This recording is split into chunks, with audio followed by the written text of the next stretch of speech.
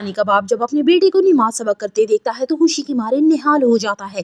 एक के बाद एक शानी घर की तमाम जिम्मेदारियों में हिस्सा लेना शुरू कर देता है। शानी अपनी माँ से कहता है कि जितनी जल्दी हो सके शाजिया के लिए कोई अच्छा रिश्ता देखिए और उसके भी हाथ पीले कीजिए। शानी अपनी माँ को समझाता है कि शाजिया ने जवानी में ही बेवगी का दुख उठा लिया है, इसलिए उसके दुख को कम करने के लिए उसकी शादी बहुत ज्यादा जरूरी है। शानी अपनी पहली कमाई अपने बाप के हाथ में लाके रखता है और कहता है कि मैं जानता हूँ कि मैं एक बहुत ही बुरा बेटा भी था और इंसान भी, लेकिन अब मैं बदलना शुरू हो चुका हूँ। ये मेरे हक हलाल की कमाई है बाबा, इसको लेके तो आपको कोई इतराज नहीं होगा। बाप इतना खुशी से निहाल होता है कि वो बेटे की कमाई पकड़ के उसे गले से लगा लेता है और उसका माथा चूमता है। कमाल साहब के प्रपोजल के बाद अनमोल सोच लेती है कि वो अब कमाल साहब को हाँ कर देगी, क्योंकि उसने हर मुसीबत के वक्त उनका साथ दिया है। इससे पहले कि कमाल साहब को रिश्ते के लिए हाँ की जाती, सदीकी साहब कमाल साहब के घर पे जाते हैं। कमाल साहब अंदर बैठे किसी लड़की से बातें करने में मशगूल होते हैं और उनकी इन बातों के दरमियान नजदीकियां भी बढ़ती ही जा रही होती हैं, जिसको सदीकी साहब बहुत गौर से देखती हैं और बहुत ज्यादा परेशान होते हैं कि ये किस किस्म का इंसान है। सदीकी कमाल से बात करके शायद आज उसके रिश्ते के लिए हाँ भी कर देता,